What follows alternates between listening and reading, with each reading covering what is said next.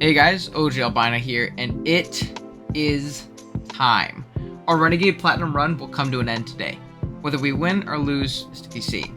If you guys haven't seen part 1 and part 2, go watch them now, you're hurting my feelings. But for a quick TLDR, I'm no professional Nuzlocker. I usually spend my free time playing competitive Pokemon, mostly Draft League, and yelling at the screen while I do. I do enjoy Nuzlocking though. And I wanted to give a hardcore Nuzlocke of Renegade Platinum, a really hard ROM pack of Platinum made by Dryono with updated fights, buff Pokemon, and updated mechanics, a try. We've made it really far in just our first attempt, but will we be able to beat it today? If you guys do enjoy, I implore you to drop a like on the video as well as subscribe. We're really close to 1,000 subs and I'd really appreciate it if you help me out getting to that goal. Like I said, I usually play a lot of competitive Pokemon, but I also have a Radical Red coming out soon too if you enjoy the Nuzlocke content, so stick around for that. Alright, let's do this. Last video we left off beating Candace in our ice gym. From here we head to Veilstone HQ and try to stop Team Galactic and free the lake spirits they abducted. I would go for these fights here we had versus Cyrus and Saturn, but they were largely uneventful and easy. Plus we have a doozy of a Cyrus fight coming up here that's very similar, just a lot harder. So we'll skip that. Spear Pillar is our next destination, and after spending what seems like an eternity traversing the snowy Mount Coronet, we finally make it to the top of Spear Pillar, where Commander Mars and Jupiter are waiting to stop us in our tracks. For those of you who don't know, might consider this fight to be one of, if not the hardest fight in the game, and it definitely was for me. The reason it's so difficult is because not only is this a double battle, not only do Mars and Jupiter both have 6 Pokemon each, but you also have to do this fight with Barry as a multi-battle. So this fight is a 12v12 where you have no control over your partner's team or decisions. Let's try not to wipe. I lead off with my Steelix alongside Barry's Staraptor into their double Crobat lead.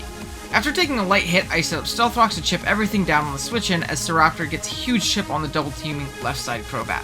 Next turn I try to throw off a Rock Climb, which was changed into a Rock-type move in this game on the right side, as Crobat unfortunately hits me with a Hypnosis.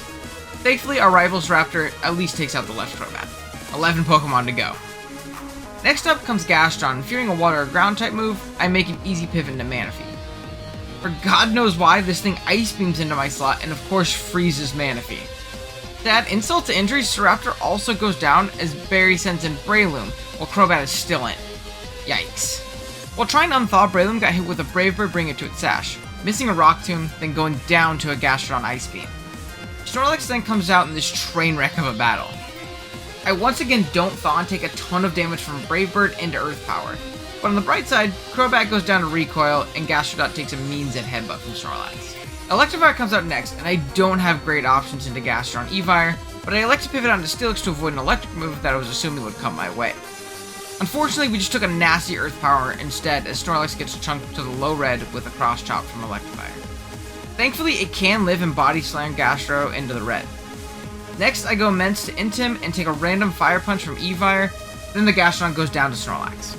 Tangrowth comes in next, and I protect and draw an Ice Punch into my way, hoping Lax would dodge a Focus Miss, but nope, it gets hit and drops. Heracross is next on our rivals' teams, and it can really chunk down his mons here. Knowing I'm going to take an Ice Punch, I go into Typhlosion and get frozen again. There is no shot I can be this unlucky. The next turn, Evire finally goes down, but we stay frozen again. Bronzong is next, which I'd love to have a Typhlosion for, but nope, we stay frozen and get whittled more by Focus Blast and Leech Seeds, as Heracross goes down to a Zen Headbutt. As our rival's Arcanine comes out next, I realize I can go Immense and shoot anything this Tang or Zong want to go for, as Arcanine throws off a huge Flare Blitz, bringing the Bell into the red. Next turn, Bronzong goes down to a Wild Charge as I fly up into the air targeting Tangrowth. Marshpargly is next, and it tries to fake out my Flying Immense for God knows why. But I'll take this, as it lets me come down and take down the Tangrowth, as a close combat from Arcanine brings Brugly super low. I target the newly brought out Skuntank the next turn with a fly, as the Ugly Cat goes down to Arcanine before it gets taken out by a gunk shot from Skuntank. Fairy then sends out his Ace Empoleon to take on the incoming Kangaskhan. I fly into Kang after I come down, but I take a mean play rough, and Empo misses a Hydro that I assume would be into the Kang spot, but who really knows. Empo also took a huge hair arm and ate its Citrus Berry. Next turn, I pivot into Torterra to take those physical attacks as Empo brings down the lowered speed Kangaskhan with a Hydro that actually lands. Yanmega comes out as the duo's 7 millionth Pokemon, and I realize I need to sack Typhlosion to this, as I don't really have any pivots into a Hurricane from it. RIP buddy, you were great this run. Empoleon then handles the huge threat with Ice Beam, that could only be taken out due to the rocks we set up earlier. I then sent out Lopunny who could take down the Skuntank with Barry's Empoleon, and then we take out Bronzong with our Torterra. I know we lost a great team member in that fight, but I'm ridiculously proud of how we adjusted and played through the hacks in that fight. I very easily could have let myself get tilted and wiped there. As if I don't have enough problems already, Cyrus goes off on a tangent about not having friends or something. I don't know, I didn't read the book. And then he summons the gods of space and time because of it. So now we have to follow him into the Pokemon version of the Upside Down to beat him, release the space and time gods, and tell the Pokemon Devil to chill. First the bombings in the last video, and now this. I'm not so sure Pokemon's a kid's game anymore. This last Cyrus fight is probably the second most hard fight in the game. First off, you have to fight Dialga and Palkia in a double battle in which they are much higher level than you. And then you have to immediately fight Cyrus with the most powerful version of his team. I'll try and minimize them, but there will be sacks in this upcoming fight. First up is Dialga and Palkia. Thankfully, I had the perfect encounter for this. Yes, that Pokemon. Godslayer, Destroyer of Man, Bringer of Death, Love Disc. Drayano buffed this a ton in this game. So much so that if you have a rain team, it's worthwhile to bring it to the Elite Four. For those of you who don't remember, our rain setter Pelipper died this run. I sure do remember. Ooh. So we won't be needing Love Disc any longer. This fight will be its one true chance to shine, and it's going out in a blaze of glory. I lead off with it holding a Choice Specs and our Lopunny on the other side. I fake out to flinch the Dialga immediately, and then rock Palkia's world with the Moonblast, getting a clutch special attack drop. The next turn I knock it out with another Moonblast as Dialga KOs our Lopunny with Aura Sphere. However, I can just knock it out a few turns later with Love Disc. We're then immediately thrown into a Cyrus fight, but remember, despite being healed up, Lopunny is dead, so we can't use it. Despite its great matchup versus the God of Space, Love Disc doesn't really like bats. So we switch into Steelix, who walls this thing to the ends of the earth as its Choice Band locked into a poison move, allowing us to Stealth Rock up, then take it down with Rock Climbs. Next up is Houndoom, which we pivot into Garchomp on its Flamethrower, and then take it out with an Earthquake. Weavile comes in next, which we have a thick fat Azu to bully. We bully it so much that after a Swords Dance, it just runs away crying, so Magnezone comes out. No biggie though, as this is an obvious electric move, so we go into our Garchomp once again, and quick and easy EQ. Weavile tries to get back in, but once again just gets bullied. This time by pointy rocks we set up earlier, and it goes down. Truly a lame performance by Weavile. Gyarados is next, so I go hard Raichu on an Ice Fang, and take it out with a Thunderbolt. Lastly is Honchkrow, and I know I take it out with a T-Bolt, but I'm at half HP, so Sucker Punch definitely takes me down. Thinking you would go for this, I go hard Love Disc, trying to get off a Moonblast, but nope. Brave Bird. I wanted to give Love Disc one more chance to shine and got lost in the sauce. My bad. The fish can take on the literal space-time continuum, but Mafia Birds are too much. No biggie though, since we didn't have rain for it anyways. From here we go hard Azu and take it down with Play Rough. Team Galactic is finally defeated, so we can head towards Sunny Shore City and finish our gym challenge. It's honestly kind of sad how easy this gym is, considering the hell gauntlet of battles that we just went through. Depressed Mr. Volkner is pretty ground weak, go figure. Turn 1 we lead Scarf Chomp and 2 KO is Sash Jolteon with an Earthquake. Luxray is next, and knowing an Ice Fang is coming, we gotta pivot into Camerupt and knock it out with an Earth Power. Next up is Rotom Wash. From here, I pivot between Salamence, Torterra, and Tangrowth, trying to stall it out of Hydro Pumps. I eventually do and get to the point where I can set up some Rock Polish and some Swords Dances with Torterra, and KO everything with either Earthquake or Return. Gym challenge done, let's head to Victory Road. Well, almost. I pick up a couple encounters I skipped in Magnemite at Fuego Ironworks and Staryu in Canalave City. Okay, now let's head towards the Elite Four. Victory Road is a bit of a slog. We have an easy fight against Marley and Barry, and lose a few Pokemon along the way, but that's mostly because I knew my Elite Four team at this point and could play fast and loose and stack Pokemon as long as they weren't too important. Let's get to the real interesting part of this video. The Elite Four, who all have a possibility of having 4 different teams, which makes team building for them really tough. I'll go over our team quickly first. First up is Gliscor. It provides an incredible defensive typing, Stealth Rocks if we need them, and a setup sweeper if the matchup allows. It's great into every fight and completely hardwalls a ton of Pokemon. Even if it's not Poison Heal, it's great here. Second is Magnezone. Its Electric Steel typing will prove to be incredibly valuable, especially in conjunction with Gliscor and our Salamence. It's very strong, very bulky, and provides speed control with Thunder Wave if we need it. Third up is this run's MVP so far in Manaphy. This behemoth of a Pokemon has the potential to sweep every single Elite Four member, given we play the right team. We may have to risk some crits, but is it really fun if you're not doing so? It also has great natural bulk and coverage. Speaking of coverage, member number 4 is Starmie. This thing has coverage out of the wazoo and hits very, very hard. Choice Specs has a great matchup versus a lot of these teams, and it boasts reliable recovery and, well, recover for matchups where you aren't Choice Locks. It also is insanely fast and outspeeds pretty much the entire league. Fifth up is my favorite member in Salamence. I think this guy will carry us in here just as much as he has in the run up to this point. Intimidate plus Roost and pivoting options into Magearna, Manaphy, Starmie, and our 5th member is deadly. Plus, it's just like Manaphy in the sense that DD has the chance to sweep every member of the Elite Four given proper positioning. Lastly is our very underutilized Umbreon. I'm hoping despite its low usage in the regular run that it can shine here. It's a great fat wall and can really wear things down with Toxic as well as keep the rest of our team healthy with Wish. It's also great versus Lucian, who's probably our worst matchup. First up is Aaron and his bugs in a rematch from earlier in our run. I lead off with Gliscor into his Venomoth in order to set up Stealth Rocks turn 1. He goes for an annoying double team, which makes Fly take a few extra turns to take him down. Next up, Armaldo comes out, and I realize something. The reason this thing came in is because it's Choice Band and sees a KO with Aqua Tail. My original plan was to sweep with Ments, but this kind of changes things. I go hard into Manaphy and take 0, because, well, it's an Armaldo. From here, I can set up to plus 1,000,000 with Calm Minds and take everything down after rocks. Easy money, Aaron is down. Next up is Big Bertha and her ground types. This one should be easy enough on paper. I lead off with Spec Starmie as she leads off with a Powdon, which is much preferred to her 2 Scarf T-Tar leads. This allows me to throw off a huge Spec Surf and knock it out. Next up is Golem, who we can survive a Thunder Punch from and 2 KO with Surf after breaking its Focus Sash.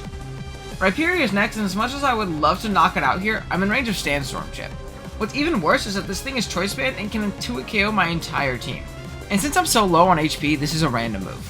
I decided to go Gliscor as it covers an EQ and a Mega Horn, as well as survives a non-crit Stone Edge.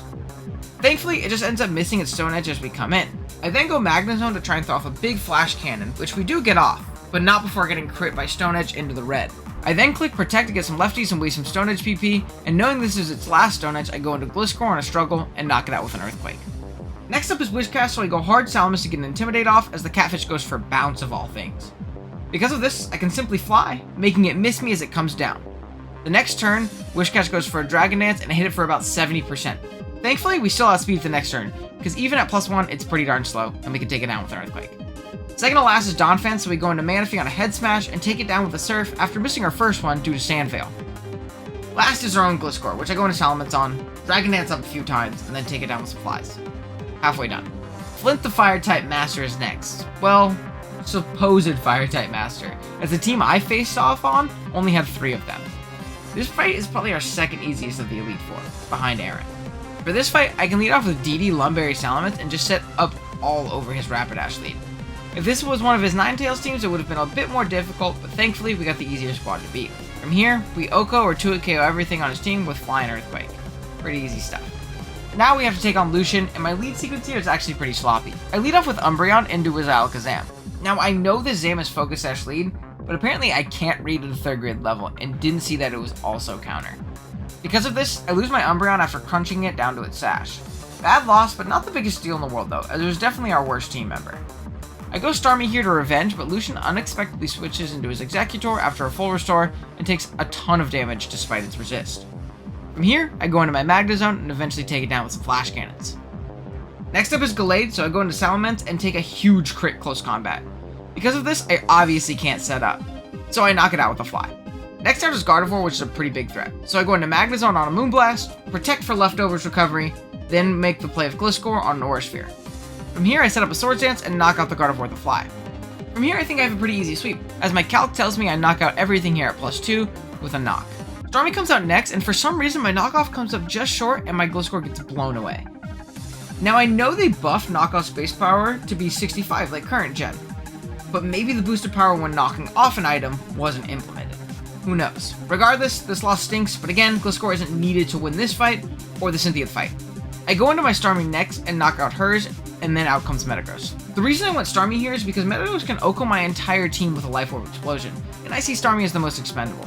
Our little Starfish has other plans though, as he takes him down with a critical hit Surf for the win. This is it, champion time. My plan is to do as much damage to our team as humanly possible until we force in my loading. Once we do, I can pretty easily go Manaphy and set up a Calm Mind sweep. Let's do this.